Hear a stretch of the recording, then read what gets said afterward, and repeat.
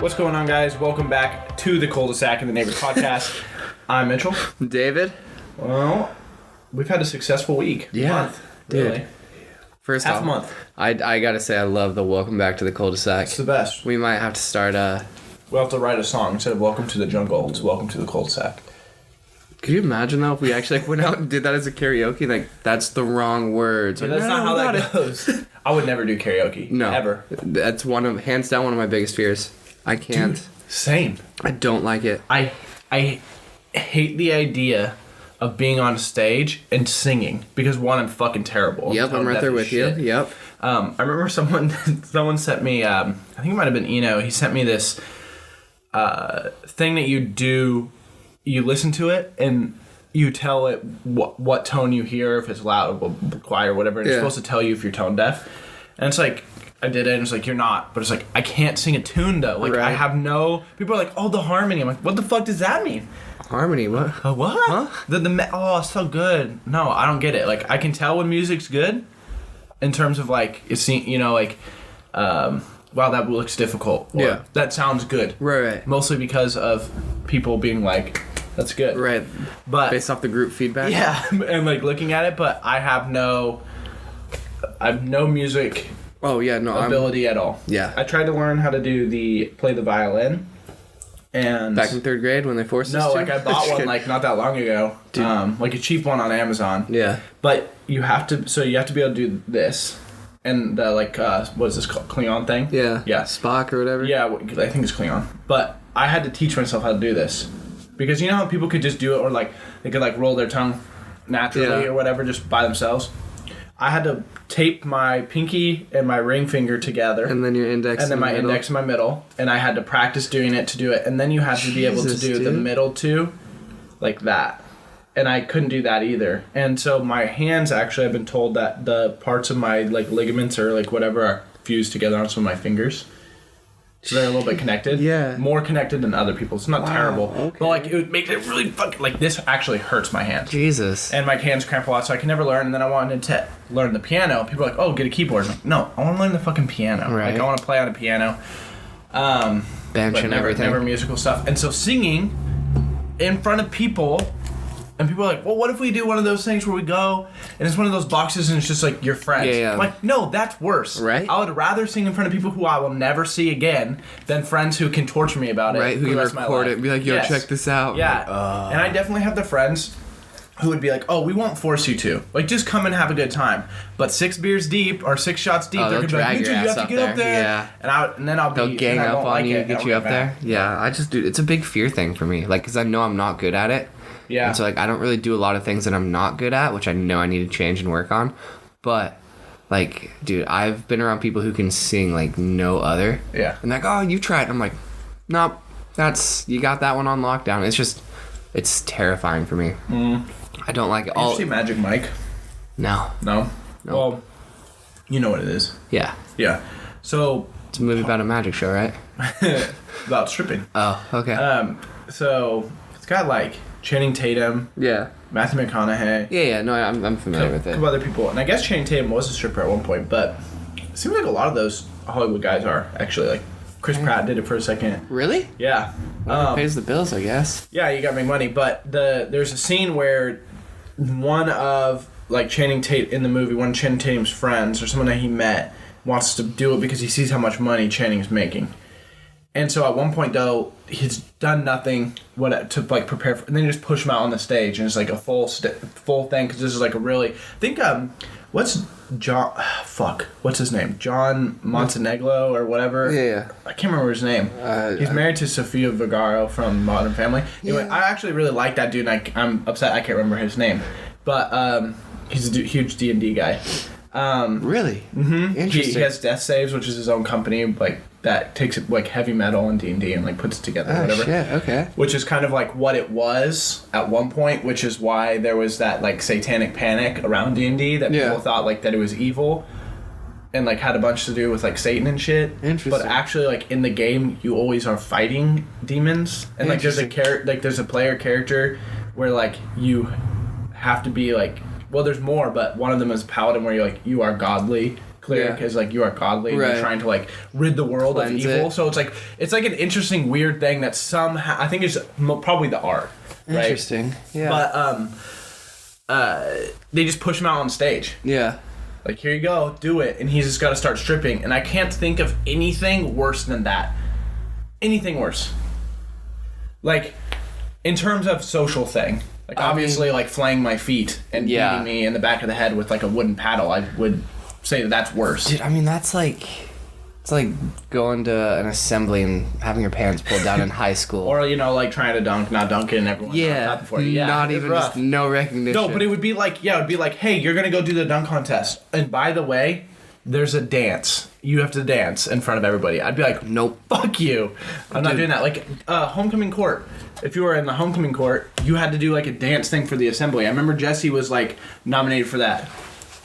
Yeah, he had to dance. He had to do that shit. I always watch those kids, and I'm just like, oh, that fucking sucks. Yeah. Like, you have to do this in front of everybody. Yeah, that's not. Yeah, that's not the gym. Actually, it's funny. I always skipped assemblies whenever I could. We did a lot too. Yeah, and I did it later, junior and senior year. Yeah, junior and senior year for sure. But there was one assembly, and I was gonna skip it because I was like, I just don't care. Yeah. I was trying to promote like baseball. Nobody came to the baseball games anyway, which is whatever.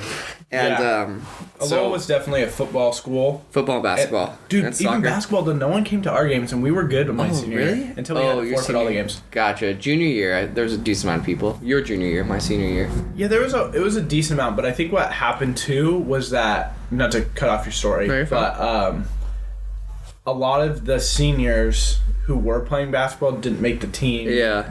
My junior year because of just how many, like just the talent. In my class. So. Yeah. There was a couple people that I think could have made it and should have made it, but when you're thinking about them leaving, you know, and like, so if you took a junior who, let's say if you're gonna rate him on a scale of 1 to 10, and you took a junior who's a 7, and a senior who's an 8. And you have one spot left. In my opinion, as a coach, I'm taking the junior who's a 7 because you have the year to teach them to be a 9. You have 2 years now. Yeah, that's just my opinion. The only way, in a perfect world, you'd find a way to swing that 7 so he gets a bunch of playing time.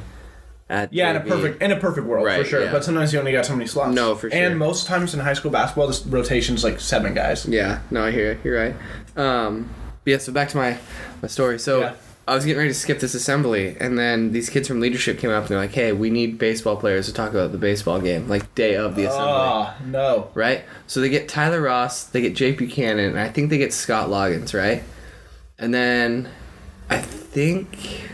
I could be wrong. I can see Jake doing that. I think one of them back out, so they're like, all right, cool, David, you're doing it. And I'm like, no. Yeah. You're putting me in front of a bunch of people I don't want to talk in front of.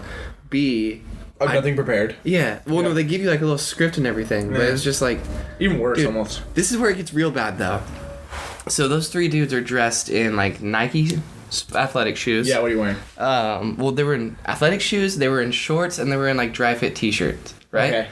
I'm in blue skinny jeans, flat moccasins that I've worn basically through. Like these. Yep, with purple laces, and a black button-up skate shirt. On top of it, all those dudes have like buzzed heads, and I've got just this long flowing mane. Yeah. And it's just like, these 3 dudes are baseball players. What the fuck is this guy doing? People for? I don't know.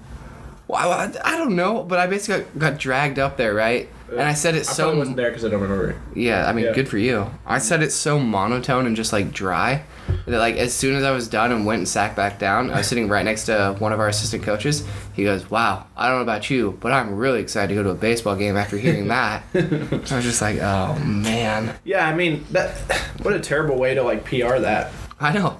Dude, right? Yeah, it's like, terrible. Not good.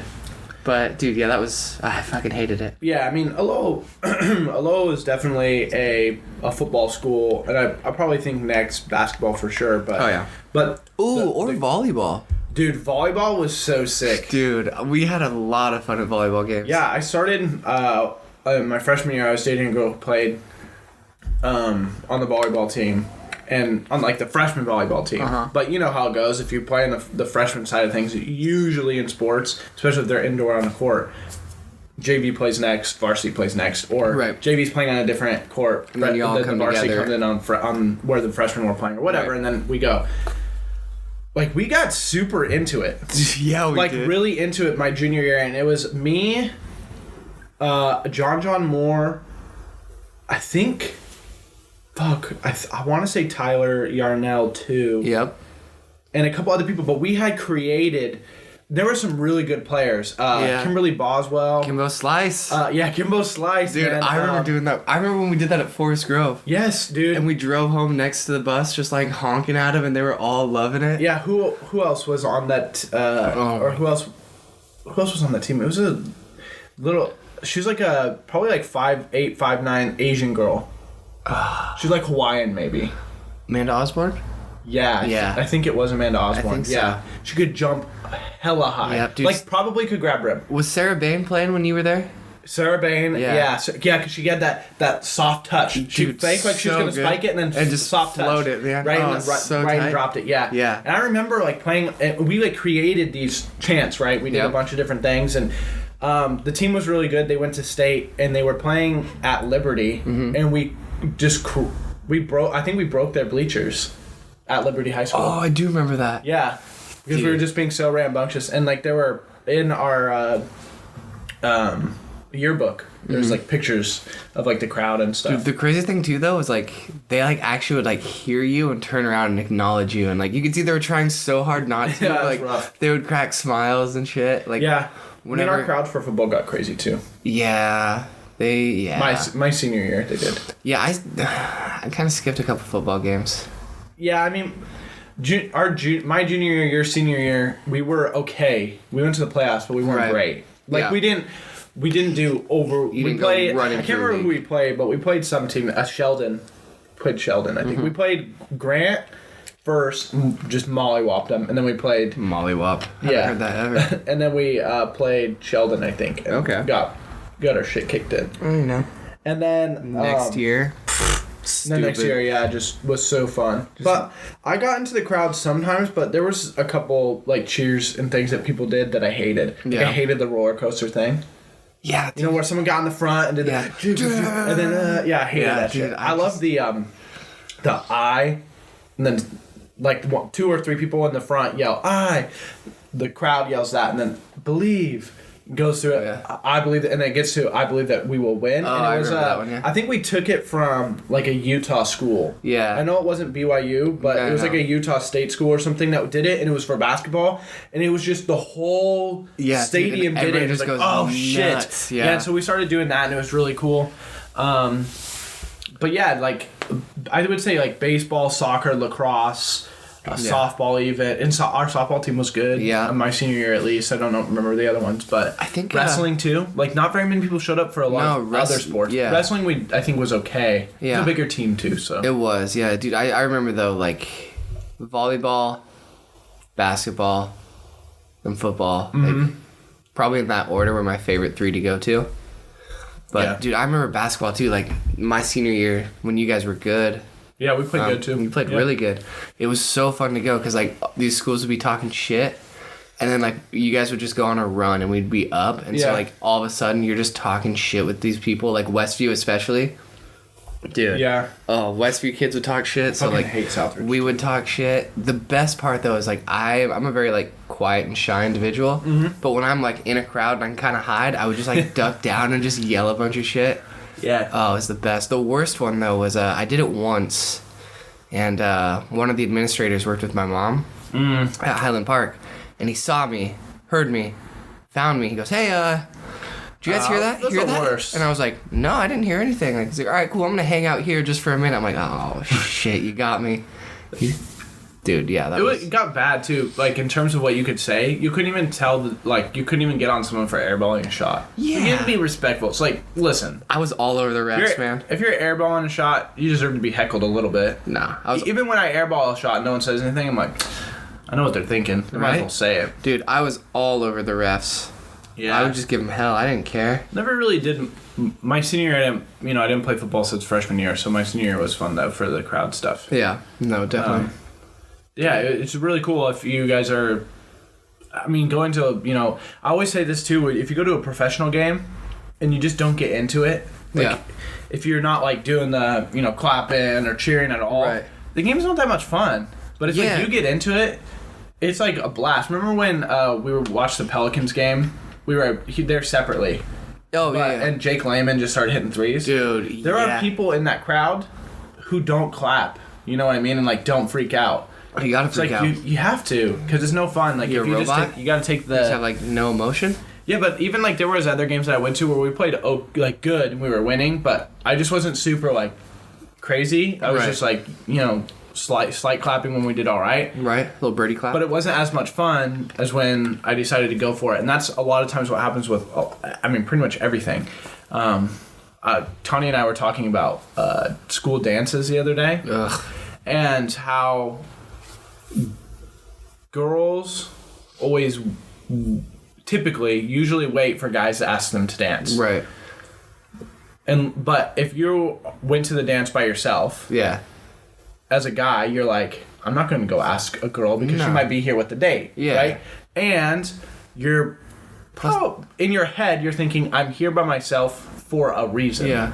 So you don't want to go do it because you're afraid of being shut down. I can promise you, ladies, if you go and grab a guy to dance, he won't say no. 9 times out of 10, he won't say no. Yeah. Like, but does that break into the whole thing that like women are like, or like high school girls are just like, well, I shouldn't have to ask? Yeah, probably, but they should do that. Right. If they want to dance with the person, and even if I'm just saying that, like, girls usually, in my opinion, from what I've heard from girls and talking to them, they feel less shy about those things. Yeah. Like, but they don't go for the asking, and obviously, and guys feel shy, which is why they don't go. Right. Girls don't feel shy. They don't ask because they want the guy to ask first. Guys don't ask because they're shy. So if you know that, and this is my opinion, obviously, because it's how I was. Like, I didn't want to go ask or do certain things. Like, I still would have problems just talking to someone new. Oh, for sure. And it would make it worse if it was a girl just, like, going up to him. I'd never do that, ever. Yeah, I have a huge fear of rejection, so I'm just like, I'm not. Yeah. I'm just not fucking with that. Yeah. But the other part, too, like, if you go to a dance solo, then you ask, and they say no, then you're stuck. Then it's like, I'm never asking again. Yeah, and word spreads like wildfire. Yeah, I'm just saying, if you're feeling risky, or like at a wedding or something, you know what I mean? Like, there's a lot of times where it's like, if the girls took initiative in that sense, I think it would be. Are you a dancer though? No, not at all. Yeah, I didn't go. Like, I remember I was telling her, I was like, I think I only went to like 2 school dances. Like, maybe I went to 3. And then I thought about it. I was like, did I go to 4? How many did I go to? It's like, shit, did I go to 6, dude? No, I think I only went to 4. I went to, let's see. It broke down to 1 each year, but I didn't go to any my freshman year. I went to 1 sophomore year, I think 1 junior year, and 2 senior year. Yeah, I think I went to my freshman homecoming. Yeah, I said no desire. I didn't go to winter formal, I don't believe. Fuck. Yeah, I don't think I went to winter formal. My sophomore year, I think I went to 1. Okay. My junior year, I went to prom. My senior year, I went to prom, and I went to more when I was my senior year because I was dating someone for a while. So okay, that makes sense. Yeah, but I hated them.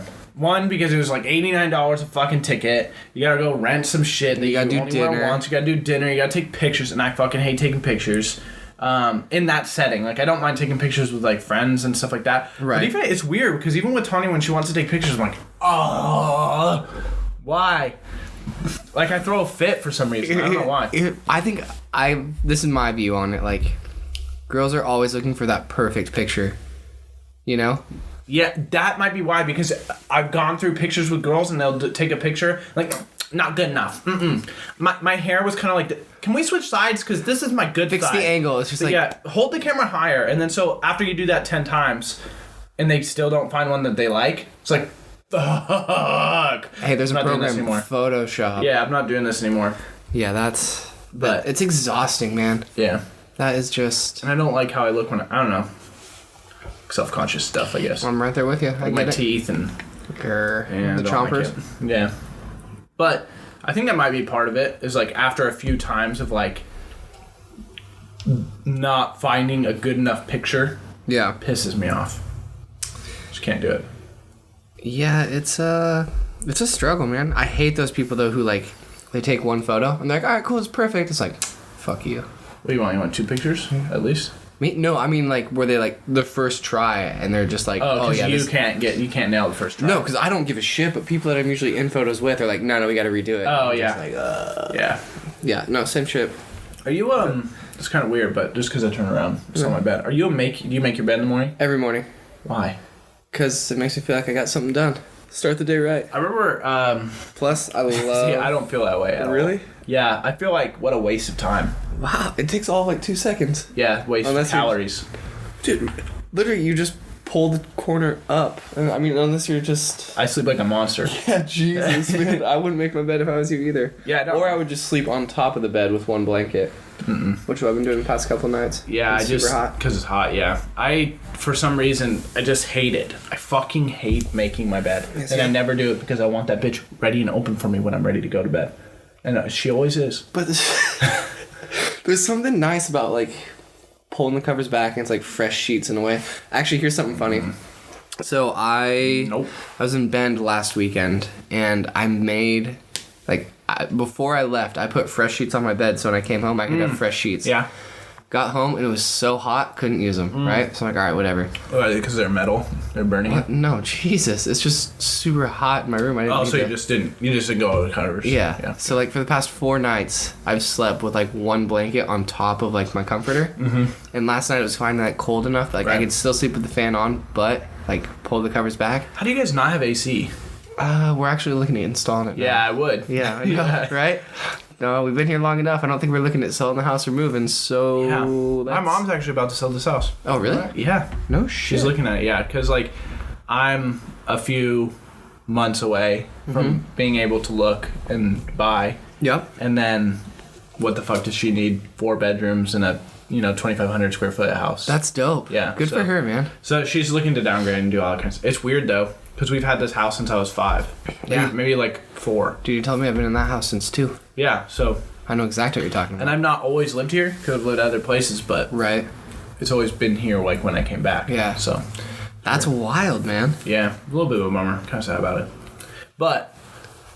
Making your bed, that's a weird thing. I don't like it. I watched a video I love it. A Navy dude. Yes! That same video. That's why I started every doing day. it. I'm like, you're full of shit, That's buddy. exactly why I started doing it. That video. You, dude. Yeah. Yeah. I thought it was more of like a metaphor. Like, get something done. Well, yeah, I mean, there's that, too. That's what it was. It wasn't necessarily about making your bed. I mean, if you want to talk about getting stuff done, like, the first thing I do is I turn my alarm off, and I'm like, productive day, here I come. Snooze.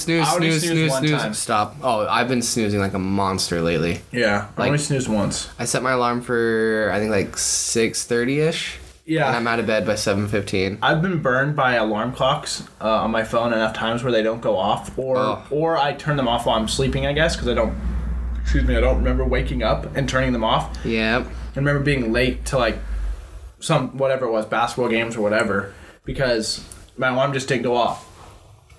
So now I set 2. I set 1 like 10 minutes before I actually want to get up, and then 1 at that point, so that if I accidentally turn off the other one, then I have the next one. So yeah, I get up at like 5:55. Or I get woken up. But yeah, I always had to set 2, and my body too, you know how when you're anxious, you're like, I have to wake up tomorrow. Yeah. It tells itself to do so. Yeah, like the internal timer. Yeah. Yeah. Mine's pretty good, but I don't trust it still. Dude, my internal timer, like today, woke up at 6:25. Ugh, it's Saturday, like, dude. I know. I went back to bed till like 8:30, but still, I was just like, what? Guys, it's Saturday. Just take a day.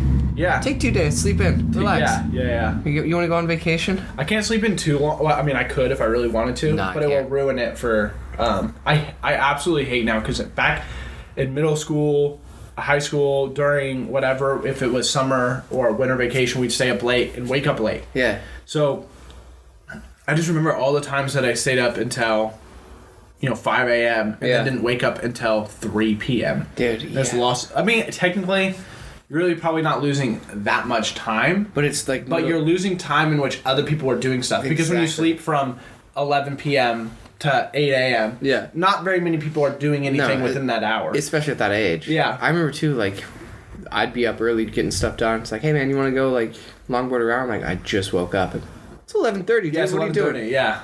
It's a weekend. I'm like...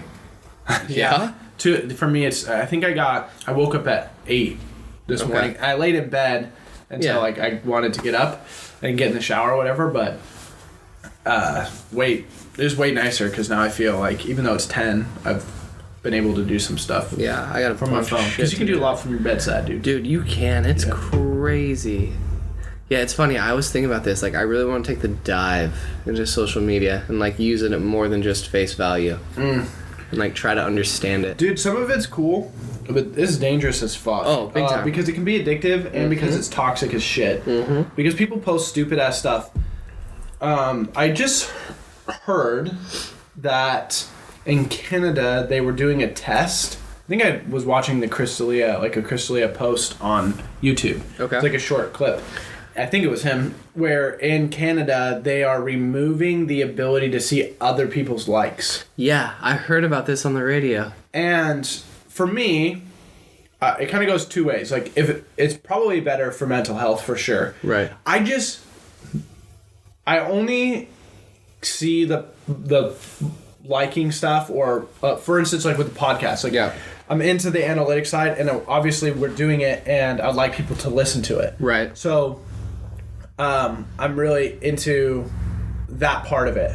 But I'm not going and searching how many times someone... Like, I don't have this unrealistic expectation that I could get close to other people who already have solidified podcasts. Right. And when I wasn't podcasting before, I wasn't looking at podcast stats. Right. So, for girls who are just have their... Because it's mostly...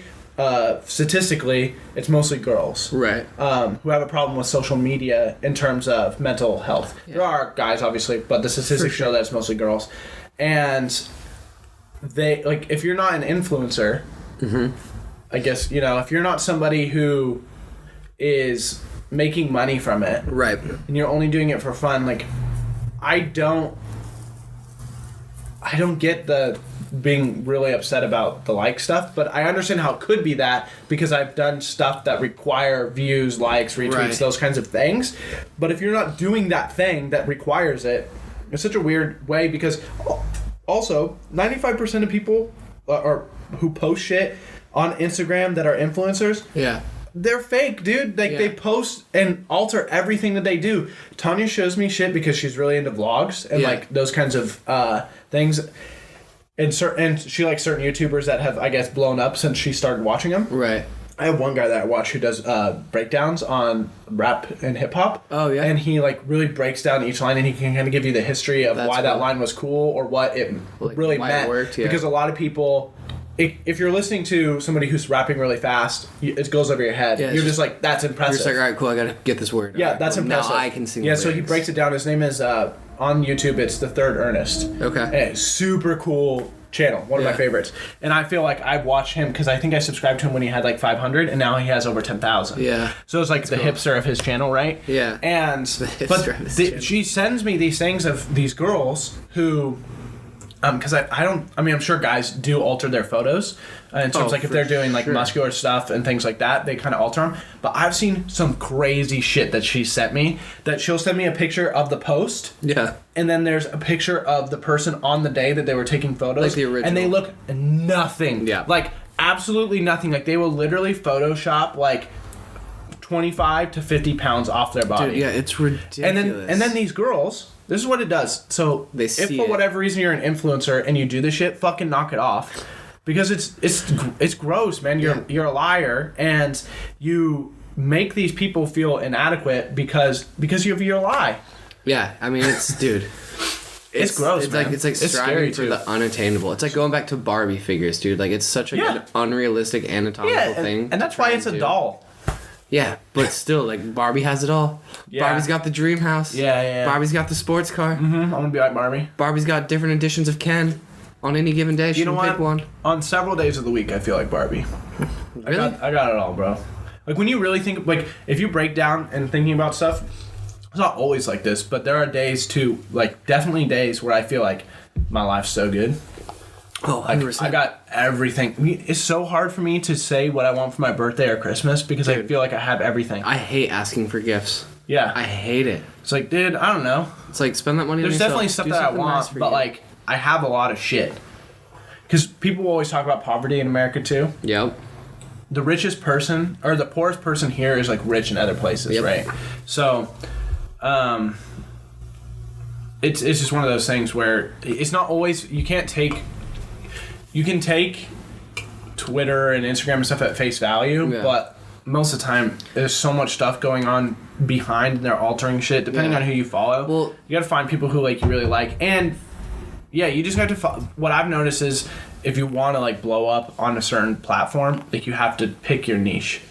Well, not only that, like you just have to be okay with people like railing on you and just talking so much shit. And, like, trying to there's a lot of shit talk for sure. Yeah, but I mean, like, it's like going back to the likes thing real quick. Like, I'm kind of on board with it, you know, like not showing likes. But then what's the point? Well, but here's the thing though too. I mean, like at that, like you can see it. I guess you can see how many people like it. But when you be like, oh shit, this post just blew up. But think about it though too, like going back, like when we were growing up or in high school and shit, like, and you got a shit haircut, you're stuck with that, like, cool, you know. But like now it's like you can be made fun of for like the lack of likes, you know. So it's like, I mean, you have like 120 posts and the most likes you have is like 17. Right. But so my thing is that the problem, you can partially solve the problem by removing the likes. Right. But people are going to talk about it. So you're at high school. For sure, You're at high school and you post something. The person who's posting, you can see what they like. They're still going to talk about that shit. 100%. So in my opinion, the problem isn't that you can see likes. The problem is like teaching these young kids to have good self-esteem. Right. And care about who they are. But see, you just said it too, like you get rid of likes, you can still see it. So then it puts the photo or the emphasis on like the photo or the subject versus the likes. Yeah, but I just don't.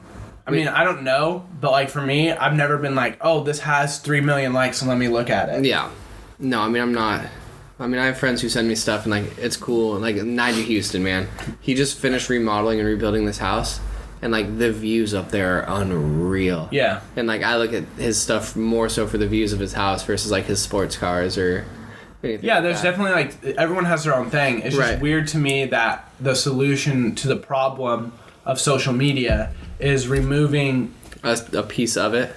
Yeah, just like a small piece of it that is going to be talked about regardless, and it doesn't fix the mental problem that the person is having. Yeah, I mean, dude, like if the person goes, hey, if their brain goes, hey, this person is better than me because they had 50 more likes on my photo, there's a self-esteem issue that person's having. Just wait till you get out to the real world. Yeah, which is like sad because it's tough that people, and this is what I mean by it's toxic, is that like you can get yourself through this like rabbit hole of sludgy shit of toxicity that people will either talk shit, people will, do certain things. So that's what I'm saying is like you got to follow people who you really enjoy. Yeah. And if someone does something that you follow that you don't enjoy anymore and they do it over a long period of time, just unfollow them or block them. That's the one feature that gets blocking and muting things is the one feature that needs to be used more. Oh, 100%. I need to mute like every political topic because I see it. I very rarely engage into it. Mm-hmm. I see it and it makes me mad, We're talking Facebook? Everything.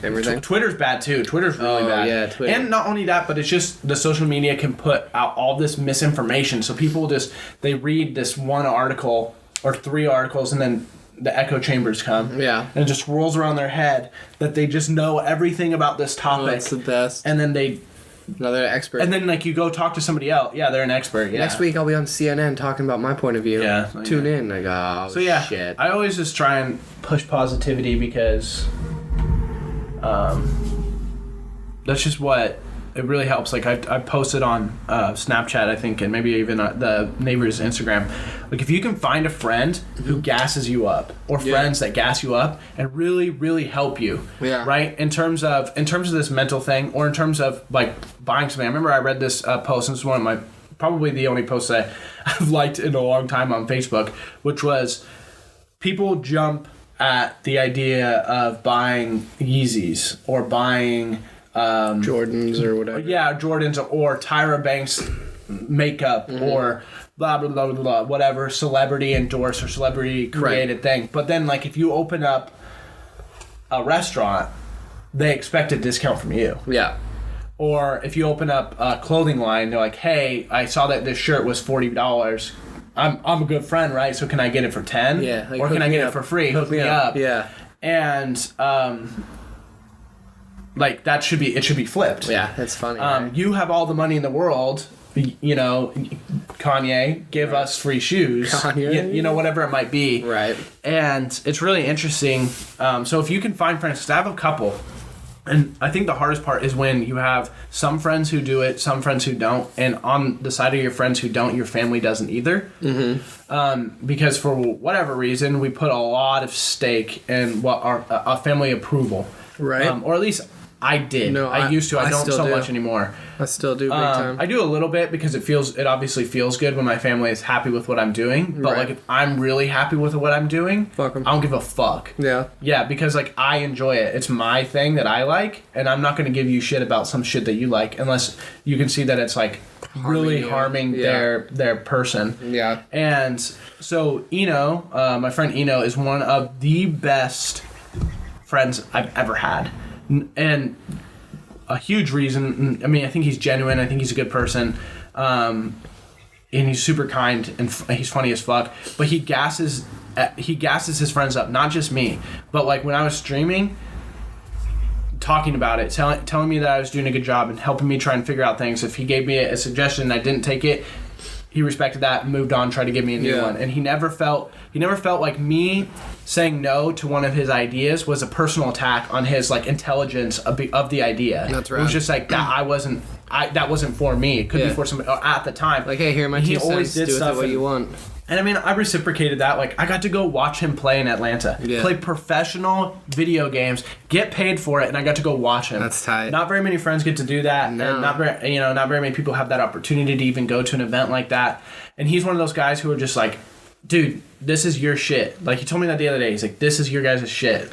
Like, you guys are going to rule this shit. And it's like, when you hear that, dude, it's you're like, holy fuck. You're like, let's go. Yeah, you're like, ready. Yes. I want to do this thing so bad. And then... which I guess it goes to approval, but like even if I didn't have that, I still would be doing it. But sure. It makes it so much cooler when your friends really gas you up instead of putting you down. And Jesse's like that. Right. We just had him on. Jesse's like that. Kirsten, my sister, is like that. Yeah, she's rad. I think she's kind of always been like that, even with streaming. Because Kirsten, this is a really cool story. When I first started streaming, I was playing on the Xbox because. It was before Mixer was made. So you could stream directly from your Xbox to Twitch. Okay. With nothing. Like, literally with nothing. Like, I had my headset, and I think you could use the Kinect for the camera. Yep. But you couldn't really do much with editing, like, where your camera went. It kind of just did it for you. And so I was doing that, and then my family computer could run The Sims, and then I could stream on it. But that was like all that computer could handle. Right. So I was doing like the Sims game because Sims 4 had just come out. I remember I started streaming, one because Eno told me about it, and I remember being so mad at like, not mad, but like frustrated with him telling me about Twitch because I thought it was the dumbest fucking thing in the world. I was like, Eno, tell me why anyone would watch anyone play video games. Right? Dude, it's such I was like, I can play the game. Why would I watch them play? Right. And then he was like, well, entertainment, there are people who are really good. I'm like, okay, I can get the pro side of things. Right. I could get why you would want to watch the Kobe Bryant of League of Legends or whatever. Like, I get that and watching those events. But, like, Joe Schmo, who fucking cares? Dude. Who gives a fuck? And I was like, and what is it, 95% male? It has to be, right? He's like, no, dude, it's like pretty close 50-50. And it's like... I was like, all right. He's like, dude, just check it out. And I remember being something like, there's no way people are making money. He's like, people make 6 figures. People make 7 figures. I'm like, there's no fucking way. He's like, dude, he literally said this. He's like, dude, shut the fuck up. You have no idea what you're talking about. Go look at it. And I was like, all right, I guess I will. You're like, and I did. Cool, just put me in my place. All right. Yeah, and Let me get the facts. I'll come back and slam him so hard. Yeah, and so I went and looked at it. I remember have always been into The Sims since The Sims 1. Yeah. And game's tough. It's so much fun. And Sims 4 was coming out. Mm-hmm. And I wanted to know if it was worth it, like if it was a big change, because Sims 3, I mean, EA does this thing where they bring out the base and then just a plethora of expansion packs. Yep. And then they bring out a new base and a plethora of expansions. Yeah. So I was like, okay, this is it's The Sims, but it's a new game. Right. And so I started watching this guy, Syndicate. His name's Tom Cassell. He's from the UK. And he was the biggest at the time. Yeah. And I didn't know that he was the biggest at the time. I was just like, I want to watch The Sims, and he was the first one, and I saw that he had over like 30,000 people watching it. So I was like, damn, that's a lot of people. And I started watching. I was like, okay, The Sims is a cool game. And then I started hearing these alerts that were coming on the stream, and I noticed that it had like monetary value, like $5, $10, and then like subscribe. And I was like, what the fuck? And I saw that subscribe was $4.99. And then so I got out a pen and paper. Yeah. And I wrote down for the half an hour. I set a timer on my phone. Half an hour, how much he made in donations. Yeah. It was like $450 in a half hour. And I was like, holy shit. Like, people are making a lot of money doing insane. This. Yeah, like, people are making a lot of money doing this. And I was like, okay. And I got into it because I like playing video games, and I like to entertain and, you know, be funny and tell stories and do all that stuff, which is a huge reason why I love doing the podcast so much. Right. And so I was like, if I can translate that to playing video games and, you know, being semi-good or being at least entertaining to where people are willing to watch, and I can make money from it. Right. Fuck yes, I'm gonna do that. So I'm playing The Sims, and you know, no one's really watching me. And this was 5 years ago. This was almost 5 years ago. In October will be 5 years. Okay. Back in 14. Yeah, 2014, and I was like, wait, was it 2014? Yeah, I think it was, because it was after I came back from Colorado. No, from Amsterdam. Okay. And so I was doing that, and no one was really watching. So the platform's a lot smaller than it is now, but no one's really watching. Then suddenly, you know, a couple people come in, they're like chatting, doing some stuff, and I was like, okay, this is cool. I got a live one. Yeah, and then they come back, and it's like, cool, okay, keep going, it's like, cool. And then I was like, well, people have donations, so I'll just throw that on there, whatever. I'll probably make like nothing, you know, who cares? But it's there, people want to. Right. And then someone donated. It's like, oh shit, what the fuck? And someone donated again. And later I found out that person was Kirsten. Oh, no shit. Yeah. I found out that Kirsten had created a couple accounts so that it looked like I had people watching, and she would use different, like a computer and a phone to like chat between them. Dude, that's so badass. And keep the chat going. And then when more people came in that weren't her, then she would talk with them, and then when it kind of got slightly hyped, she would donate, and that would hype other people, and then other people stayed. And then probably a month into it, she stopped doing it, but I had then built something, and she helped me build, but I didn't know it was her for a while. That's so rad. Yeah, and so... Big shout out to you, Kirsten. I don't know why she didn't tell me that's what she was... Maybe she just wanted to do it, and... If she tells you, it defeats the whole purpose. No, I mean later. Like why it took so long. Gotcha. But, yeah, man, it was cool. And then now she's super supportive of the podcast. Yeah, hell yeah, she is. She helped with the stickers. She's helped run ads. She's helped do a bunch of different tell people. Yep. Get people to like us on Instagram and you know, listen to it at the very least. Try an episode. And my point is that every person, we talked about this before. Every person has the ability to gas somebody up or not. They have They have those two choices for sure, to either be full into what that person's doing and just support the fuck out of them, or just deflate that bubble, or to deflate it because all you have to do for somebody to gas them up is literally tell them that they're doing a good job. Yeah, and that's enough for that person. I guarantee it for sure. Like, so you can see, like, when people talk about it, like, just how excited and stoked they get about it. It's like, why even deflate that? Shoot that down? Yeah. People do that shit all the time. Let them have their dream. And you know what? Parents do that too much. Yeah. Because it's not the thing that they want to do. Dude, my parents never did it. It was huge, man. Super Probably grateful. helped you out so much. So much. Dude, I mean, I would come home from school and, like, hey, baseball's in, you know, hour and a half, get ready. Like, all right, cool. I'm going to go out front and skateboard for, like, 40 minutes. Mm-hmm. And they're like, all right, cool. Like, just wreck your shins. But, like, dude, they never told me, you know, like, oh, that's dumb, you can't do that. Like, ooh, you're not going to go anywhere. Or, like, I'm not going to spend my money on that. Yeah. Like, skateboarding, I'm never going to be a pro skateboarder. But that broke me, like, out of my shell so much. And, like, it forced me to figure out how I break down and understand and, like, learn things. Like, trying to do a kickflip. Yeah, dude, I was never good at it. This was, like, pre-YouTube, right? Mm-hmm. So, like, I'd buy all these skateboarding magazines, and, like, there was one where it was, like, a frame-by-frame shot of Eric Costin doing a kickflip. Yeah. And so, I was afraid it was going to blow away, so I kept it in my house, and I'd be like, all right, cool. Like, these 3 frames is what I need to do. And, like, I would go out and practice that and, like, run inside. Okay, next 3, run back, run inside, back. And I was just running back and forth, like, trying to break this whole thing down. And then I finally got both feet on one. But they were, like, right at the back of the board, so it just shot out from under me. And I just fell, and I'm laying on the ground. Your mom was actually in the kitchen window, and she goes, are you okay? And I'm just like, I fell, no! And so she came running out, and I was like, oh, no, like, I'm good, I'm cool. Like, I just messed up the kickflip. And, like, It took me another like 3 or 4 days before I could like roll away from it. But dude, that alone, like that whole process of like, all right, cool, this is visually what he's doing. Figure out what you're doing. Yeah. I did that with mixed martial arts. Basically the fucking exact same thing. Yeah, dude, it's so rad. I fucking love it. Like there are days too where I, instead of like watching a tutorial on YouTube, like I'll try to find like somebody that like they have pictures of it and then they have like explanations online. So I'll try to like figure out how they got to that menu and like break it down that way instead of just like, oh, go click blah blah blah blah blah and be like a zombie versus independent thinking. Yeah, I have like this pretty similar story with looking at something and trying to like do it. You know what I realized? I didn't ever know that I was the person who did a bunch of different things. You know how you always have that one friend who's like always kind of like they're doing something different. Never invested in like that one. Yeah, or like but like so I did basketball. That was my thing from being young to end of high school. Then after that, I did mixed martial arts. Yep. Then after that, I did streaming. Yep. And now podcast. So I've like done a couple different things. Right.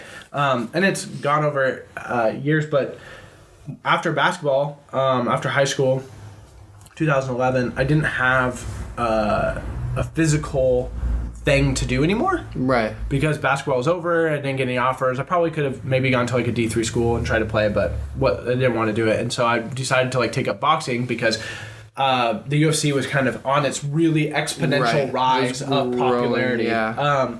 And I remember watching UFC 100, and that had who Dan Henderson versus Michael Bisping after the Ultimate Fighter show. It had George St. Pierre and Thiago Alves. It had John Jones was on that card back before he was now John Jones. Yeah. I remember watching. I was like, this is so fucking cool. Like, this is so sick. And so I was like, I'm just gonna take up boxing because I know it's probably good for me. In terms of just hitting mitts in the heavy bag and stuff. Right. I invested some money, and then I just like, well, I invited wrestlers over, and because I got an 8x8 wrestling mat from Aloha. Yeah. Oh, I got it from Tanner Krill. He had it. And they brought it over, and I was using it, and I had like Zach McKenna, Nick Brockoff, Tanner, a bunch of different people, and I was like, dude, if I'm going to do this, I might as well try. And the Roseland Theater, there's a thing called Rumble at the Roseland, and I think it's called the FCFF, Full Contact Fighting Federation or whatever, in Oregon, and it's co-run by Chael Sonnen, who was a UFC fighter at the time too. And to learn, I literally typed in YouTube videos of like Chuck Liddell mitt routines. Yeah. And so it would show his trainer doing certain things and like using new numbers to call out what the I've seen these videos. What the mitt play or what the combination was going to be. Right. And we learned. And I had friends who, it's the same friends though. Yeah. Zach. Jesse, right? All the same friends who are still here supporting what I'm doing now. Your hype team. We're doing, like the people who are just like, yes, like this guy can do some shit. And so I did it, and I learned from that, and like fought twice, won twice. And later, it's so funny because it's so funny how some people don't tell you what they actually think. Right. And after my first fight, I brought over the DVD because they did a whole DVD of the whole card. Yeah. So you could buy it, and I showed people, and I was at Doug's house, and Doug's stepdad was like, wow, we all thought you were going to lose. Damn, all right. After I won. And so it was one of those things where it didn't bother me, like, at all. Yeah. Because it was like, yeah, I did fucking win. Because I had several people hit me up on Facebook, text message, whatever, who said that they were going to come over, and they wanted to do it, and they wanted to train, they were going to get on cards and do stuff. Yeah. And they never fucking came. Interesting. And they never did it. And so it's like, I had never played a one-on-one sport before. I didn't wrestle in high school. Right.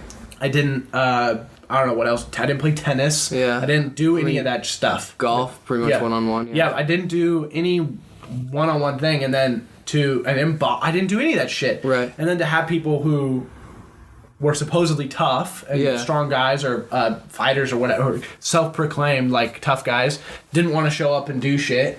And then I did it and won, and it was like a really cool thing. Yeah. My second fight, I had to cut 20 pounds, dude. Jesus. I weighed 155 pounds.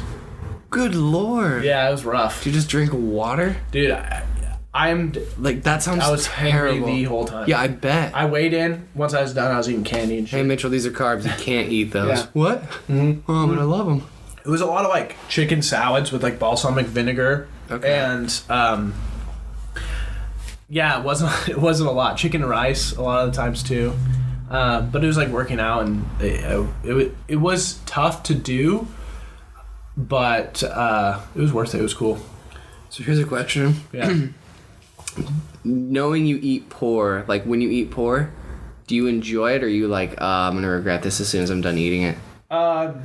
Most of the time I just enjoy the food, man. Yeah, see, that's where I'm at. Like, but I snapped a mod pizza, like 2 bags of candy, and like a 6-pack of donuts last night, and I was like, these are bomb.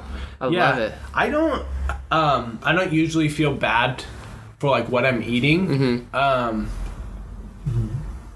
Unless I know that it's like the type of food that's gonna make me feel like shit. Yeah, it's when I'm not being active and I go and just eat a bunch of shit, then I'm like, all right, really?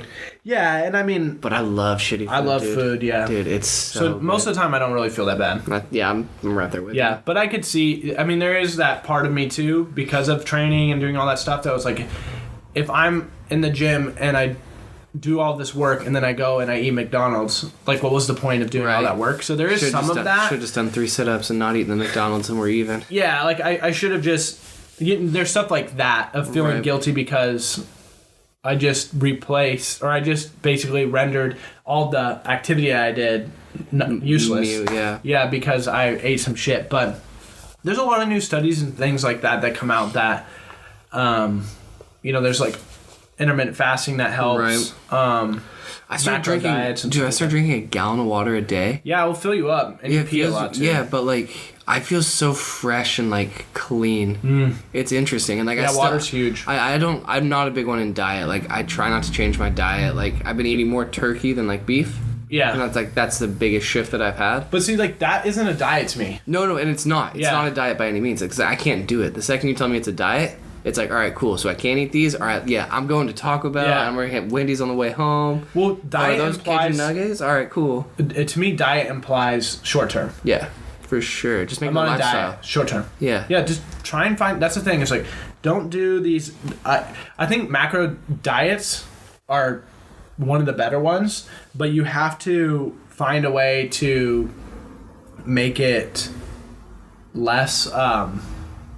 I think you have to funky because you have to enter in your all the food you eat, the ounces and shit like that. See, that's where I don't. Yeah, it's just too much. So, but if you do it for a little bit and you get the knowledge from it, then you can kind of gauge it based off of what you're seeing and how you're making foundation, it. Yeah, and then you can kind of make better choices. No, for sure. And I think that's the toughest part is people who are maybe like overweight and want to get skinny, or people who are on the verge of becoming overweight or looking the way that they don't want to look. They think that they have to take these drastic measures, but most people turn to their diet first to think that that's just going to make them lose weight. Right. But the definition of losing weight is burning more calories than what you take in. Right. So you could be on the Whole30 diet, which by the way is fucking terrible. No one ever do the Whole30 diet. It's fucking so bad.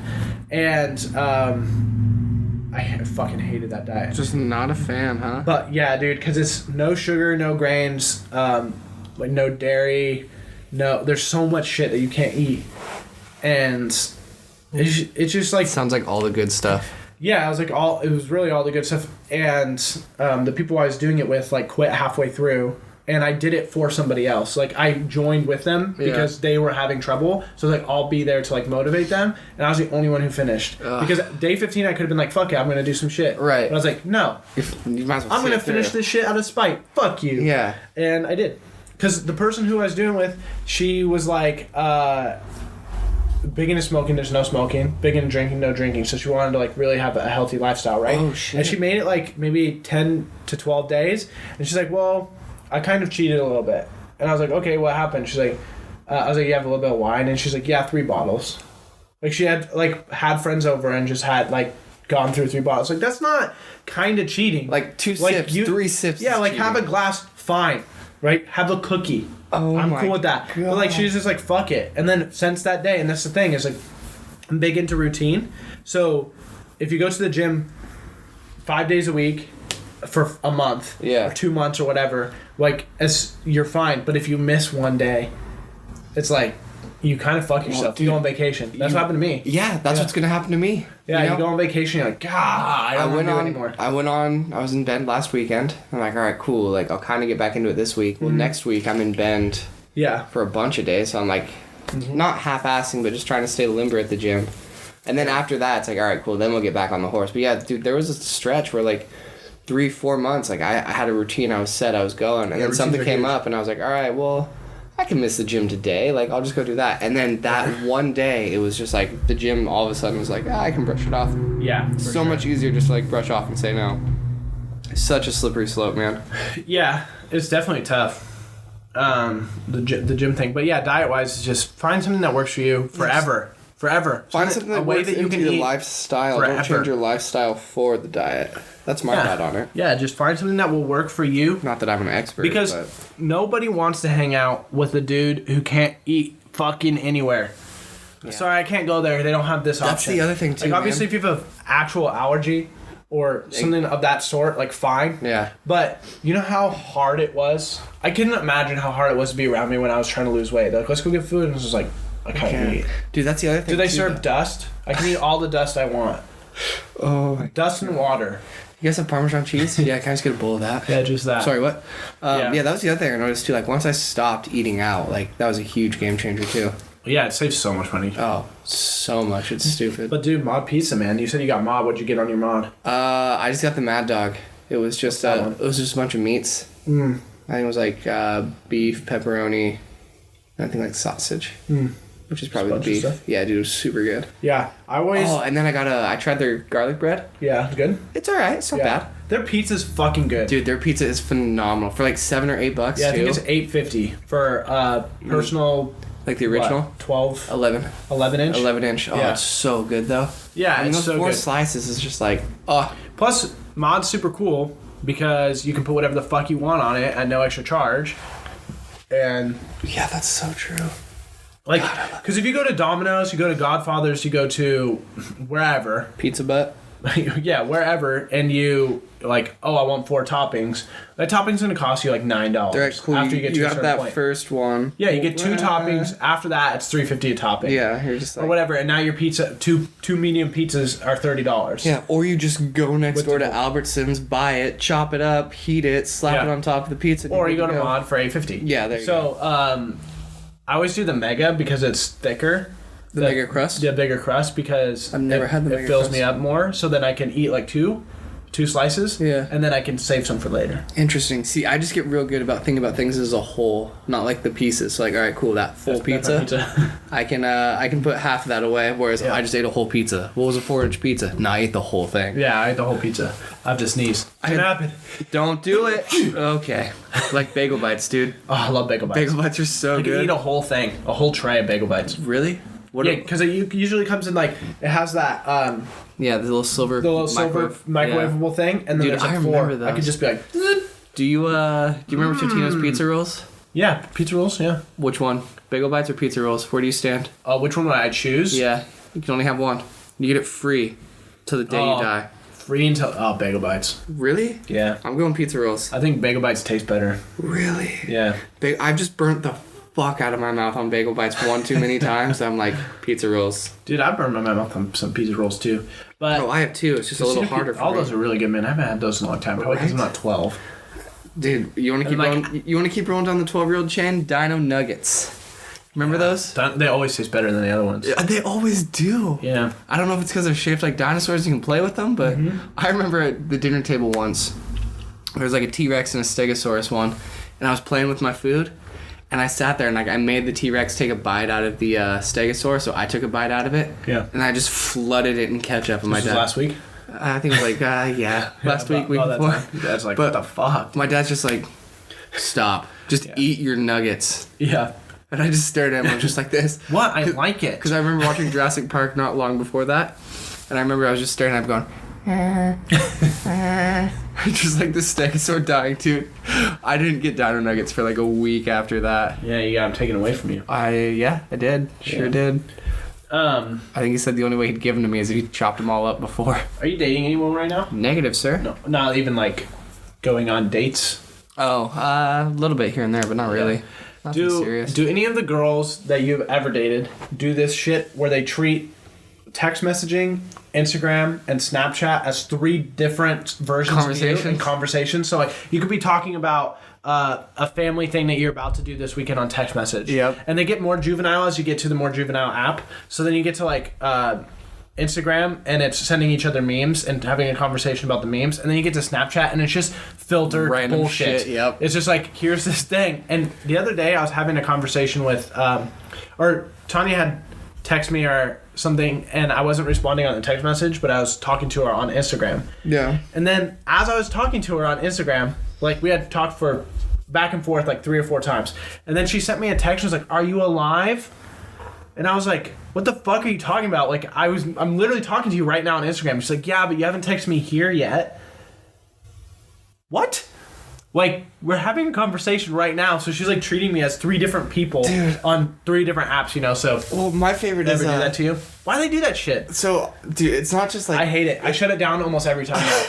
I'm like, pick a platform and talk. That's what I say. I'm like, I'm gonna talk to you on text message. Don't send me messages. Like, send me memes and I'll talk to you about the meme on the text message. Can't do this shit. Yeah, so I would say it's more like most of my friends and I do that. I mean, it's just spread to my friends now. Yeah.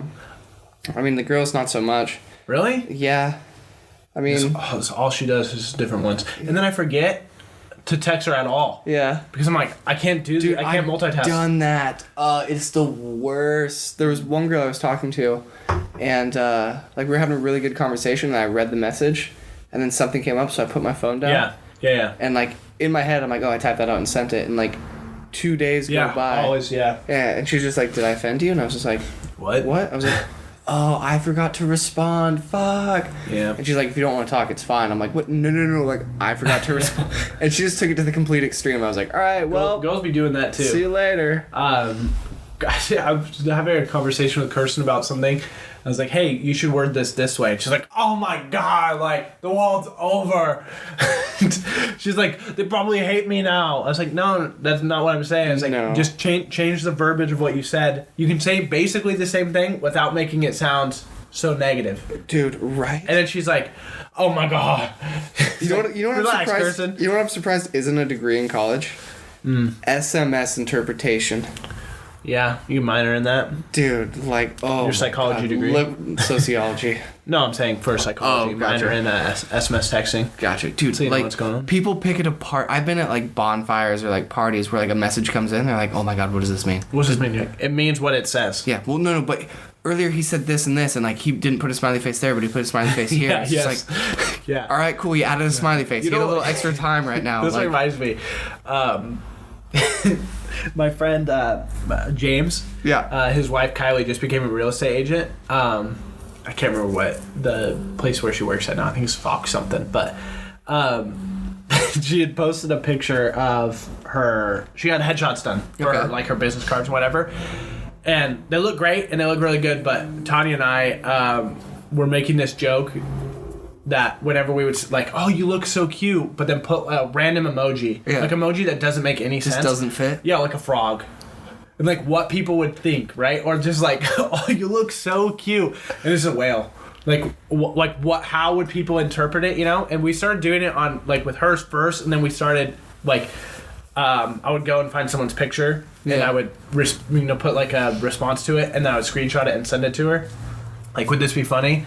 It was just like a bunch of, like, it was, the message was nice. Yeah. And the message was the sincere part. Right. But then, like, the emoji. You just throw in like, one thing. Like, that if you read, like, oh, you look so pretty, and it's a whale. Or like a pig. Like, what are people really going to think about that? I need the SMS team in here. We got to interpret this. Yeah, we got to get in. Yeah, what's going on here? And that's probably how your brain Ma'am, works. tell me, when did this message come in? Who's it from? What's the relationship? Yeah. Just great, man. Oh, my God. But I might do that now and just see what I get responses Just start messing with people? Yeah. I did that to you the other day. After talking on one of our previous episodes, you hated, like, K or, like, just... Oh, you did that to me, like, yesterday. I know. Thursday yes. Yeah, I did too Thursday. I was driving to work, and you sent me some text, and I was just like...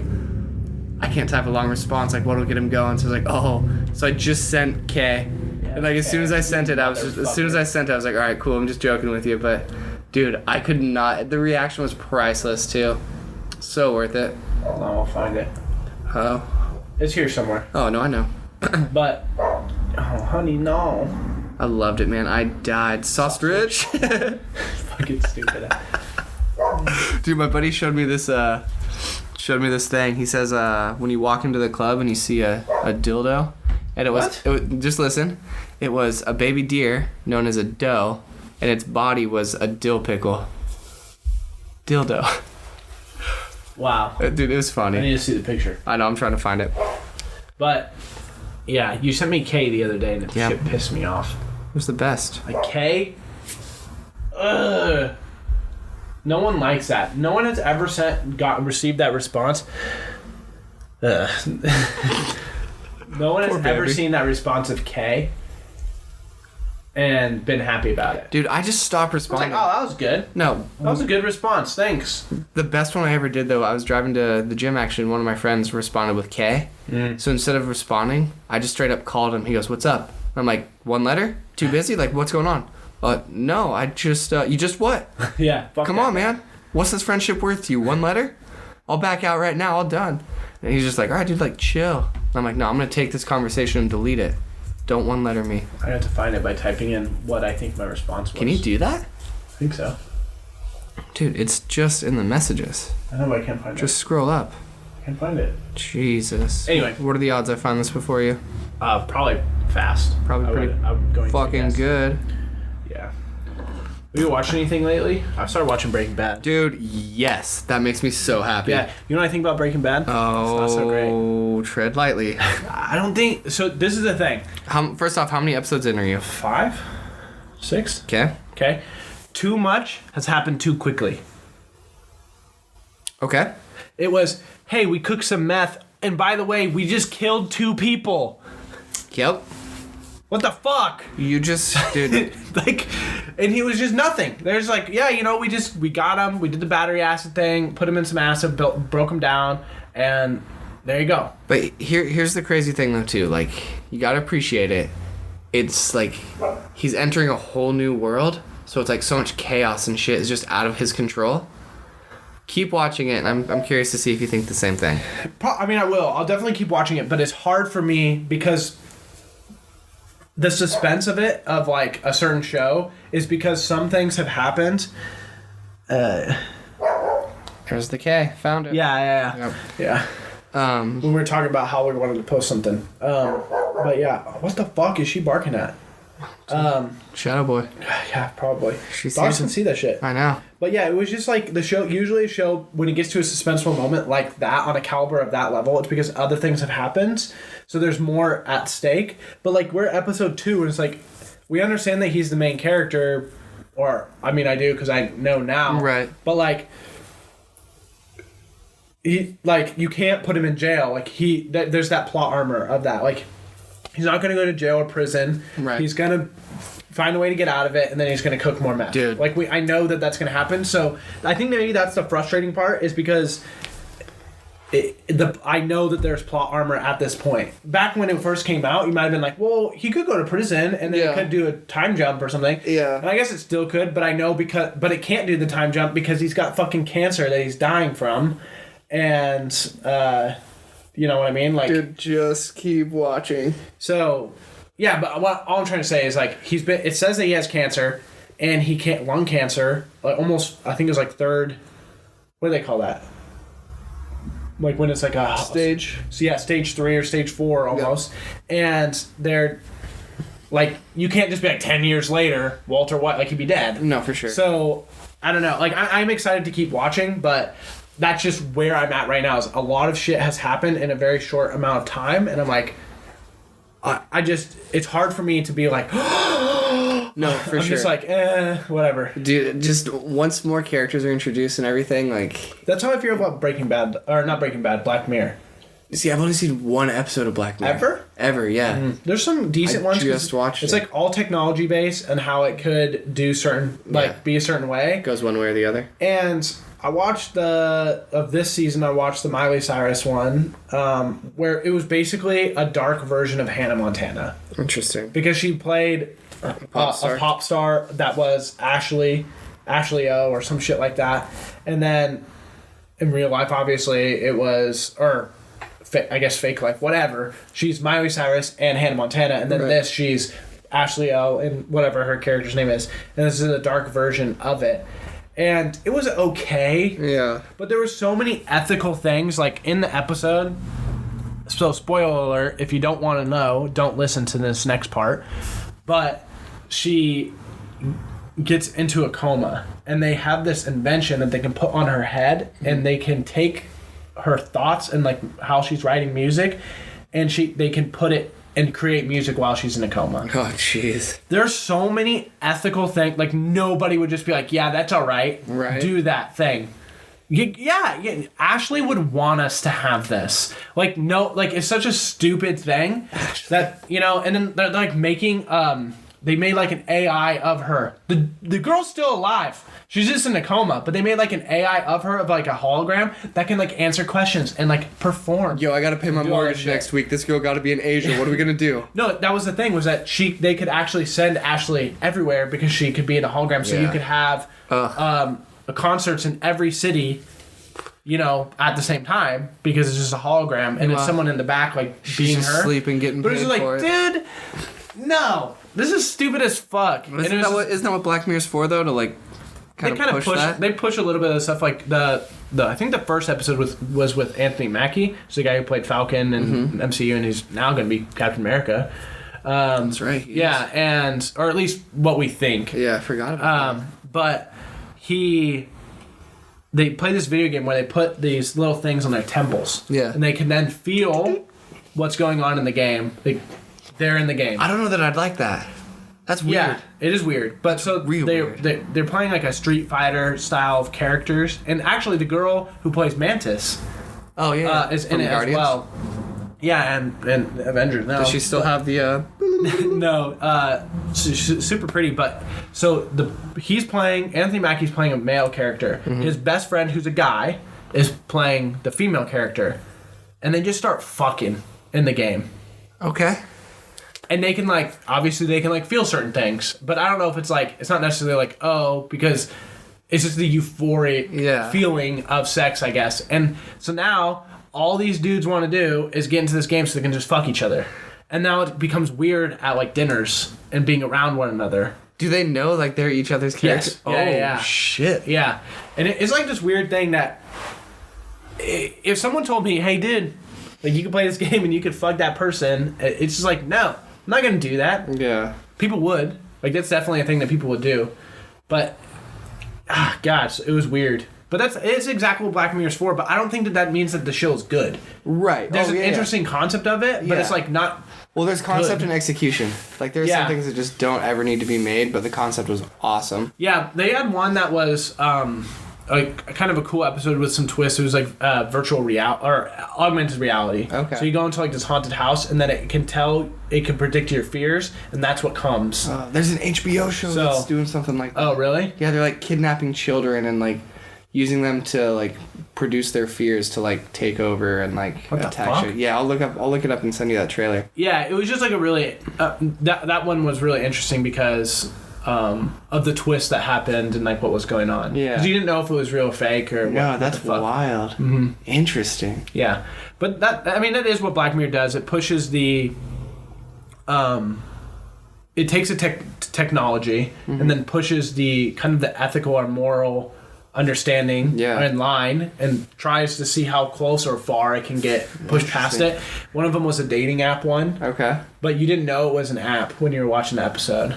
So they were they would put their phones together like this next to each other, and it would tell them how long that they were going to date for. Oh, you're dating for 2 years. So then they have to date that person for 2 years. Oh, shit. And then they go to the next person, they meet someone, they go, and it could be one night. So then they just have sex one night.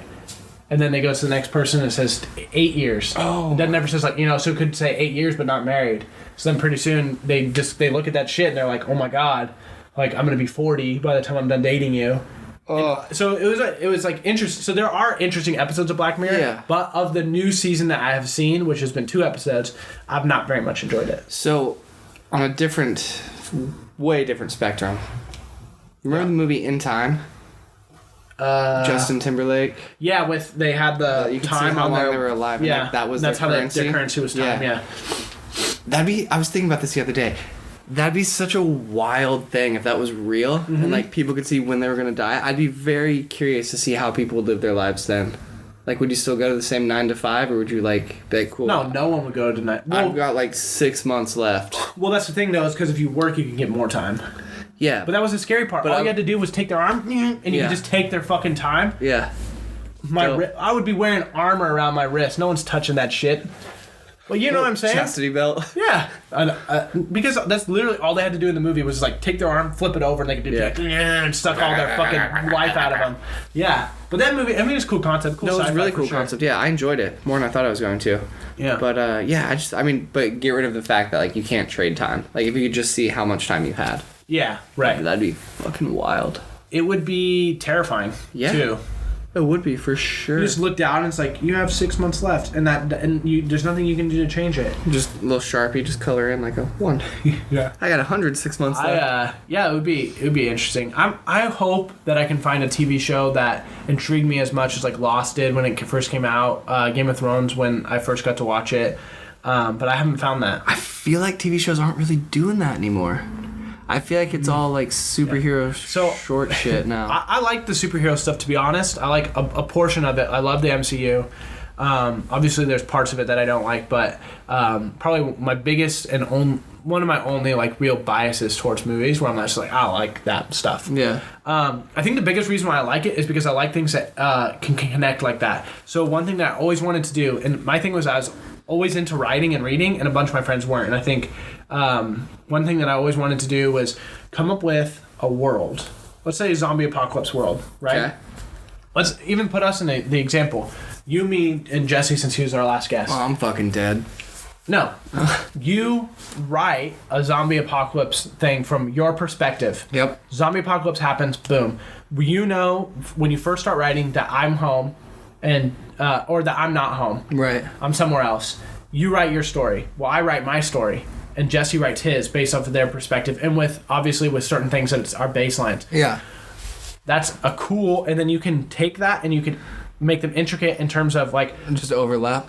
An overlap at times, or like I write a part where I'm at a gas station and I'm in a gunfight and I win and I leave, and then 2 days later you come up to that same gas station and you see the carnage of what's happened, but you had no idea it was me. Like, fuck, do I go through that or I go around it? Yeah, or shit like that. Like, and this really cool intricate story of different things, and that's what the MCU has done, and that's what comics did. I never read any comics except I read Walking Dead comics, and I've read a little bit of Spider-Man. Dude, Bionicle comics when Lego. I don't know if I mean I probably read them a little bit, but dude, Bionicles were dope as fuck. Dude, when Lego would send those comics out, I got so into those. I think I got like 21 comics of them, and like I remember I got some Lego magazines and no comic came, and I was just like, Dad, call them. I need a comic ASAP. I'm like, oh yeah, there was no comic this week, but dude, Bionicles, those things were dope. Yeah, they were super cool. I remember. Do you remember who your first one was? No. I think you had like the ice, like snow guy. Maybe. But yeah, my thing was just like, it was, I think that's the reason why people really enjoy the MCU is because you can watch a Captain America movie and it can be Captain America, but you can find parts that have to do with the rest of the world and how it's going to affect an Iron Man movie or a Thor movie or whatever. And that was something I always liked, which is a big reason why when you say that or TV's not doing that and movies not doing that and stuff like that, I think movies are doing it a little, just the MCU really. And then there's the Conjuring universe. Like another Annabelle movie is about to come out. Yeah, I saw that. But D&D is that I found that is the Dungeons and Dragons is like that. That's that. Oh, they do that shit really well. Interesting. Because the thing is that any time while you're sitting, so you have your dungeon master who's kind of building the world and controlling everything that's not the characters. Right. And doing stuff. Anytime if you're a character, you could die. Like, your character could die. That's so then you have to write another story, or you have to create another character if you want to continue to play, and you have to write, how they can become part of that thing. So if you're a really good dungeon master, what I found is, Matthew Mercer, Adam Coble, and Matthew Colville, those are kind of my 3 favorites right now. Okay. They do a really good job of weaving this really cool and intricate world of Fantasyland, and also together. Yeah, dude, Bionicles are dope as fuck, man. The original 6. But I found that I have grown more towards listening to 4 hours of D&D right? Okay. That's an episode usually. It's 3 to 4 hours. That's a grip of time. I've watched almost 100 and I think almost 115 episodes of this specific show. Jeez. So at least 4 hours an episode. Some of them are 8 because they have live shows, so they're in person. All right, so we'll call it 6 on average. It's probably more like 5. All right, we'll call it 5. Yeah. You watch 115? Yeah. 575 hours. Yeah. So like that's how much time it is, but it's also like it's been that intriguing and it's been that fun to watch. Is just like, wow. Yeah, because the specific campaign has been deadly as fuck. Like it's been really hard. Like all the encounters have been hard or deadly. So if you play D&D, you know what that means. It basically means that the challenge rating of the monsters are getting to a point where like it's a toss-up. Yeah. It's all about the dice rolls. We're like, if you have an easy encounter, it's most likely like 4 guys against like 1 goblin. Who gives a fuck? Yeah. Like, you're going to win that fight. Just fucking flick him in the ear, he's gone. Yeah, but also what D&D does is it leads you to look at movies and books differently, sort of. So, like, when you watch The Lord of the Rings and you watch Gandalf, like, you shall not pass, like that scene. Yeah. When he gets pulled... You know when he gets pulled? In D&D, if that same scene was happening, he rolled a bad dexterity save. Because if he would have succeeded, he wouldn't have gotten hit by the whip, or he would have not been yanked back as far. He would have caught himself before he fell all the way. So like that's how I look at things in D&D, because D&D puts you into that mindset. So it's really cool. Yeah. And you can kind of almost watch it and see the dice rolls happening. That's tight. As you're watching the stuff, you're like, oh shit! Like, so you see it more than just face value. Everyone's like, oh no, he got caught. Cool. Yeah, he got caught. So you rolled a 7 instead of an 8. Yeah, sucks to be you. Sometimes, that's what it'd be like. But they do a really good job in there of this one that's been really deadly. This one character has survived since like episode 10. Jesus. And he hasn't always played that character because they've kind of jumped around a little bit. Right. But he did shit while he wasn't playing the character. So when they went back to him, like, what have you been doing for 3 years? Yeah. We've skipped ahead 3 years. Like, what's going on? Did he have to make that up? Yeah, he made it up. And then you just go from there, and you work with the Dungeon Master. But that's why I love D&D so much. And I think a lot of people, every person, no matter, like, if they're at all creative, if you at all like movies or TV, you will like a form of Dungeons and Dragons. Yeah. You have to find the right group to play with, and you have to do it for the right amount of time. Yeah. Because if you're a person who's like, I don't want to sit... Like, for instance, Jesse played D&D, and I think he really enjoyed it. But I think sitting down for 4 hours and playing was too much time. Yeah. So if we did it for 2-hour sessions, and it was very streamlined, less fucking around, and just like playing the game, he might have he would have enjoyed it maybe better than what he did. But I think he really did enjoy it, and he said he'd play again. But I firmly believe that D&D is for every person. They just need to find the right group and the right story to play in. Interesting. Their niche. Yeah, their thing. Because D&D is one part of tabletop RPGs. Right. So, like, to my left, I have... there's a Lord of the Rings. Yeah, I see that. Based off of 5th editions. Yep. There's Tales from the Loop, which is like you play kids, and it's like a technology kind of thing. And then I have another one, Masks, which is like a superhero one. Interesting. So there are more than just fantasy ones. There are sci-fi. Yeah. So not Swan Song, that's a role play show, but Stars Without Numbers, which is a system, a way that the game is played. Interesting. So there's so much to it. So most people, when they're like, I'm playing a tabletop RPG, they're like, oh, I'm playing D&D. Yeah. D&D is a tabletop RPG, but it's not the one. Right. I mean, it is. It's the most popular, for sure. Yeah, it's insane. Interesting. But yeah, I think that's why I really like storytelling and being creative in movies, and that's why I think TV right now, similar to what you were saying, they're not pushing anything. Right. There's so many TV shows that are just ass. I've heard Chernobyl's good on HBO. I haven't watched it. So I'll probably try and watch some of that. I'll give Chernobyl a shot. Yeah. It looked good. Yeah. The one part that I hate about historical things is, like, even though if I can learn some stuff from it, who's to say that any of that's real? Right. And then 2, I know how it ends. So there was a movie called Valkyrie, I think, with Tom Cruise, where he was like trying to kill Hitler. Yep. I knew how it ended. Like, he doesn't kill Hitler. Right. So I don't care. Like, like, there's this part of that. Like, I don't give a fuck. And it's a big reason why I'm really tired of, like, World War II movies or war movies based off a specific war that's not fictional.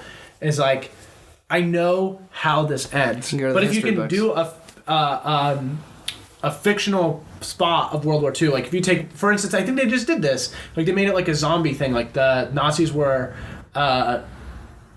experimenting on people, and they were changing them. Oh, but I can't remember what it was called. That movie was... It just came out. Oh, my God. Yeah. Dude. I think it started with an O. who's like outcast or out. It was not that. It like just came out not that long ago. No. But that's cool to me because you're taking something that actually happened and then putting like a fictional creative twist on it. Right? Overlord, yeah. That's the one. Yeah, I mean, I didn't watch it. I didn't either. But like I like that idea thing. Like, okay, change it up a little bit. Put a new little concept on it. Do something fun. Yeah, a little twist on it, a little spin. Yeah. I can get down with that. I kind of want to see it now. Yeah. I heard it was cool. Interesting. Yeah. It's like the Doom of World War II. Mm-hmm. Yeah, I mean, I don't know. That's kind of how they played it. It was like this weird. They were altering their person. Oh yeah, and they became like crazy fucking psycho. Or whatever. Yeah. Trying to make the Captain America super soldier. Yeah. Gone wrong. You done fucked up, Nazis. Yeah. But interesting. What we got coming up? We got any cool things that we're going to do? Just in life. Individually? Yeah. Oh, I'm going to Bend next week for golf. I'm super stoked about that. Golf? Yep. Going to take 4 or 5 days. Just golf, barbecues, hang out with my dad and his friends. Yeah, that's super cool. Yeah, super mellow. Just kind of, hit the reset button. I don't have any vacations planned, but apparently, it's like June 15th. I think my mom's like doing a bunch of shit right now. We might even be out of the house like mid-July. No shit. Yeah. You guys are moving that quick. She is. I have no say. I'm just along for the ride. Jesus. But yeah, she's, because of the stuff that's being built down 209th, the houses and stuff, they want to get the house on the market before they have to fight with that competition. Yeah, that makes sense. And then she's looking and doing a bunch of different stuff. So we'll see what happens. But damn, it's super weird. But what about podcast stuff? What we got coming on? We got episodes Monday and Friday. Yep. This one here is going to be released on Monday. As you're listening to it. I know. I think they'll know that. It's released, yeah. We're going to try to line up a couple more guests. Yeah. Let us know if you guys have anybody that you guys think would be fun to listen to or have good stories, depending on... It doesn't have to be funny stories. It could be anything. It could be, hey, this person is a musician. Right. Like, let's talk about their music. It could be... We're talking about doing like a food review, a local food review too. Oh, yeah. So if there's any places you can think that you're hesitant on trying or don't know what to get or anything like that, let us know. Dave and I love food. Yeah, and as you learned earlier. Yeah, so if you're like, oh, I wonder if this Thai place is good. Throw it out. Throw it out there. We'll go get some Thai food and we'll go talk about it. But one thing that we wanted to do, this is something cool, I think, and we haven't done any... legwork in terms of talking to anybody who could help us out with this, but there's the food carts in Beaverton, the Beaverton Rounds, and we wanted to try and talk with the food carts to see if we could work out some partnership or sponsorship for an episode or do different things and eat their food, review it on here, and then try and help bring in business through to them, and just how you guys know how sponsorship works. But there's a lot of places in food carts I've never been. I think I've only ever been to the Poke Place, and I got a gyro there once. I've only ever had beer there. I've never eaten there. Yeah, so it would be really cool because all of those places, there's 31 of them. All of them are different. Tight. Like, it's just different places. I mean, they're not all different in terms of food. Like, some people are, like, they have Asian food or whatever, or Mexican food. But there's 31 different carts. Yeah, they're different carts and so obviously they're going to taste different. Right. And that was something that we thought was cool, but... really, what will happen? I mean, we'll see what happens, but talk with people about that. We have I have stickers here, and if you guys would like some, let us know, and we could potentially mail some out to you, or we'll find a way. Or we'll do more legwork in terms of merchandising. Yeah, we're working on that. Dave and I started the podcast for fun. Yep. We started the podcast for fun, and we've been having a blast with it, and it's been doing really well. And I think both of us want to see how well it can do, right, and what it could potentially bring to us. And if you guys like it enough to buy like a shirt with the logo, or a sticker, or a backpack with the logo, or a coffee mug, or the cul-de-sac crew, the cul-de-sac crew, the squatters, we talked about that. You guys are squatters in our neighborhood, which I think is absolutely fucking hilarious. Dude, it's really hilarious, good. Man. Yeah, because every podcast has like a name thing, right? Like, Crystalia's got his babies. Yeah, whatever it might be. Yeah, the Colt. I love it. We got to back this Brinks truck up. Yeah, so we were talking about that, but we don't know if it's even worth it, because also we don't want we don't want to do work if you guys don't give a fuck about that. Like, yeah, I mean, it's not even that. We just don't want to like force it to be something it's not if you guys aren't enjoying it at that level. Yeah. Because we could sit here and talk about everything for ever. Jeez, we're going to keep coming back, sitting in these chairs. Yeah, regardless. Yeah. But like if we could, the other thing too is our mic is fine. Fuzzy. Yep. Our mic is fine, but we definitely we're running off one mic right now. Yep. We're in my bedroom on a fold-up table. Yep. We're going to try to soundproof somehow. We want to upgrade it so that it's more enjoyable to listen to and do other things like that, but that takes money. And it's hard to go, hey, let's invest $1,000. For sure. If this, it sounds... I don't want this to sound bad, but if like this is what it is, like this is all it is, it's just us doing this, and this is enough. That's all you guys expect from us or whatever. We expect a lot from ourselves. Yeah. We're gonna keep going on this. Yeah, I don't think that there has been like a 2-hour span where David and I haven't been talking about something related to this. Yeah. Like besides just sleeping, obviously, but like when we're at work. Like, there will be times where an hour will go by and then one of us will say something and then we'll get on and we'll start talking about stuff. We just want topics that you guys want to talk about. We're going to stick away from politics always, pretty much. Yep. We have I don't think David and I are experts at that at all. And we don't even like them. Yeah. Like, we want to talk about fun stuff. Yeah, we're here to have fun, have a laugh. Yeah, and talk about stories and nostalgia and movies and TV and things that... talk about some serious shit that, like, won't end friendships. Yeah, talk about get real on things, but not talk about stuff that's in our opinion is useless. Like it's just pointless to talk about. For sure. And so if you guys have topics or guests or recommendations or advice or anything, critiques, any type of feedback anything, or even if it's just like, hey, we're loving the podcast, or hey, we like this part of it. You guys should do a segment every Friday or every Monday or whatever, because we're perfectly content on just talking and spitballing. Yep. But we would love to give the people what they want. Yeah. So we're here for you guys. Remember, you can listen to us on Apple Podcasts, Podbean, Stitcher, SoundCloud, YouTube, and Spotify. Yep. You can find us on Twitter and Instagram at Neighbor Podcasts. So, and then we have a Facebook page, Neighbors Podcasts, on there. If you guys are listening on Podbean, don't forget to follow. If you're listening on any of those sites, I believe there's a subscribe or follow button. So, yep. Make sure to do that so that you get notified when our next episode goes live. Like you guys know, Monday and Friday are when we're posting. We have toyed around with the idea of potentially doing Wednesday. Mm-hmm. That's in the future. 2 is a lot, I think, and enough. But that's what we're thinking about. So if you guys have any ideas or critiques, comments, concerns, blah, blah, blah, blah, blah. Any sort of feedback. Yeah. And we're quick to respond on pretty much everything. So let us know. But thank you guys so much for watching. We have reached all-time goals. Listening, dude. Listening. Yeah, but they watch too. Listening. They could watch the sound waves go. Listening. I think it's because of streaming. Listening. Listening. It's because of streaming. Yeah, I know it is. Yeah. I know. It's the habit. It's just really funny. Thanks for watching. Right. Always. All right, well, hey, guys. Thanks for watching. Every time. I watch it. All day or day. Yeah. I watch you, watch me, watch you. Thanks for listening, because it bugs David. Yeah, there it is. Okay. Google it. It's thanks for listening. We have had a huge explode from having Jesse. 59 downloads in the day, and it's actually, I think, our second most downloaded episode now after being out a day. Super cool. Wild. Yeah, and it's only going up, which is really cool. A lot of people from crazy places South Dakota now is in it, Idaho's in it, Texas is on the up. Texas actually beat Washington. Love it. And listens. But we can't forget Maryland. The real OGs. 7 or so downloads in Maryland. You guys are the original squatters. Yeah, the originals. The cross-country squatters. Yeah. So super cool. But thank you guys so much for listening. We really appreciate it. And we will be back for Friday. Yep. Take care. Adios.